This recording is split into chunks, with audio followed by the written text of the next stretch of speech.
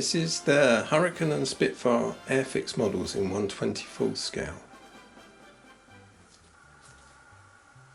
These two models were made in the 70s by my dad, and I love the way that he made these for me. He was a really excellent modeler too. I have various panels that move off to reveal hidden details. This is the engine detail. I can get that off. It's tough this side, that's it.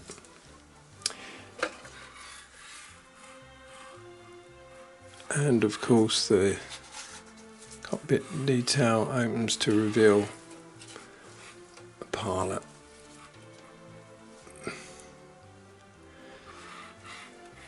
I'm handling the model with gloves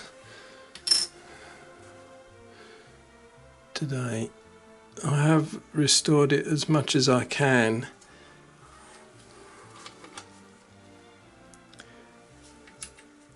There's still some details that need restoration. The decals are missing on one side in particular on the Hurricane, and everywhere on the Spitfire. Hurricane is actually my favourite of the two aircraft. I've always had a soft spot for the Hurricane.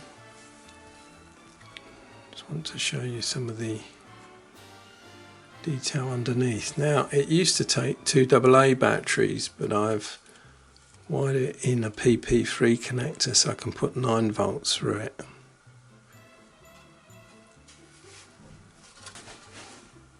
Spitfire has some interesting details of its own. The undercarriage can fold up. There you are. Now, these motors did have electric motors in them, and these models still, after 50 years, operate. I think that's amazing, really. They fired into life straight away, as if it was yesterday when they were installed.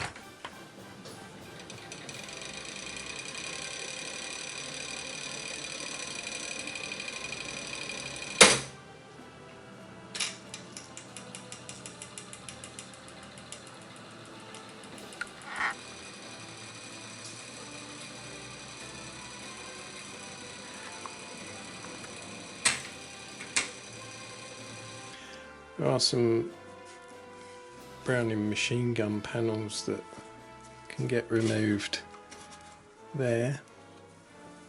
Of course, the control surfaces operate.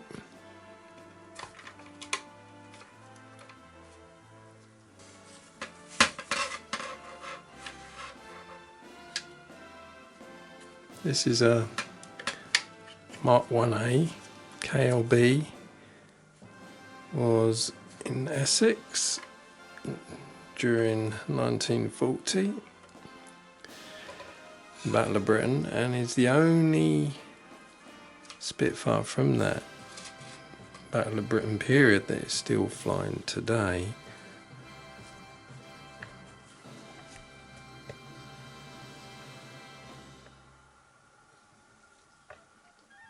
Now for something rather interesting. This is the flying 1/28 scale version of KLB compared to the more accurate 1/24 Airfix model, and there are a few differences.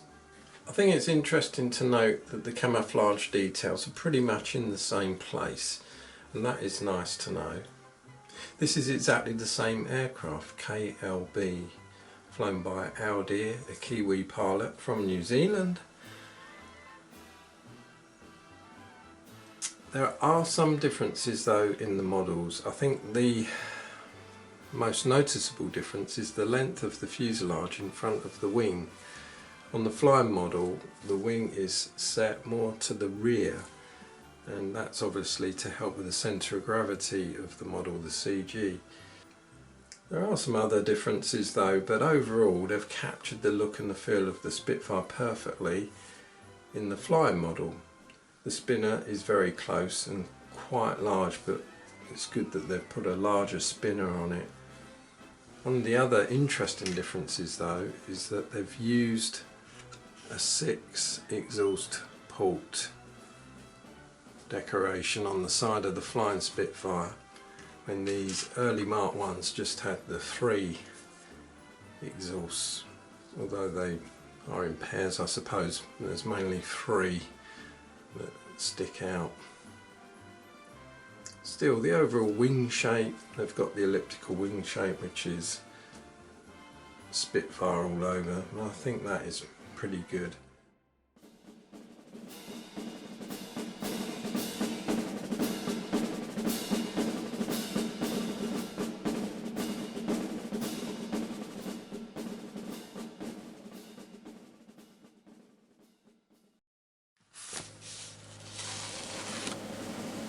Thanks to my friend Jamie, I've got some more transfers for the ALK Hurricane.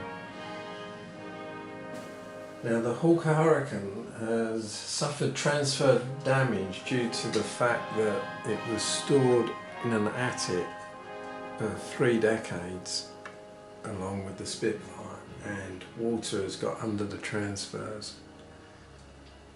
and they've peeled off. So I'm going to replace some of them, not all of them, underneath. And if I turn this up, certain components may fall off. There are some roundels here, and they've gone a little yellow, but I'm going to leave them because they're the original transfers and they're not that awful. Some other things have slightly discoloured, like the red has slightly gone in places. I'm not going to change that either. But I'm going to fix these transfers. There's air got under the transfer, and on this side the transfers are smashed up. So now, just to finish it off, I'm going to use some decal fix under the decals to help get rid of any air and anything that's under the decal. That's a new product, and I'll put some of these decals on. Something I've noticed is that the decal sheets are slightly different, because the L and the K were clearly one large transfer originally, and now they're not. They can't sit together, and they're not together on this sheet. So this is a new decal sheet. Something else I've noticed is the little cat, and there's a cat noise, a little cat there is actually a different size to the logo on the side of the plane. It's slightly smaller here compared to that. Not much, it's such a difference that it doesn't really matter. I can see it though. Interesting, isn't it? So these are new decal sheets made for the vintage version of these re-released kits. One thing I've noticed is that although this transfer, the original transfer, is still on nicely, I'm going to have to replace it with this one because the red is a different shade and it won't match the other wing otherwise.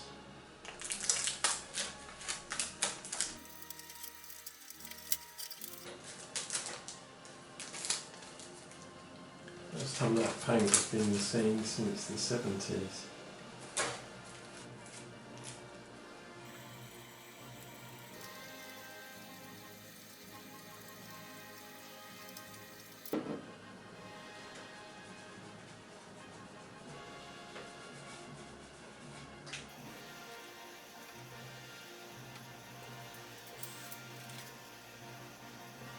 Two hours at least just to put some transfers on. I replaced the roundels, the letters on the side, the roundels there, also these white and blue areas here, and also the little cat motif. I did replace that in the end,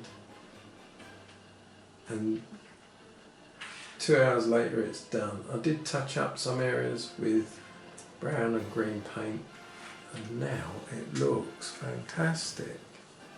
This model is completely restored to its former glory, how it was in the 70s. I'm really pleased I've got those transfers. I'd like to do the same for the Spitfire. I've actually cut around all of the transfers so that I should never get that problem again where the space between the transfers shows through. Those are the old transfers.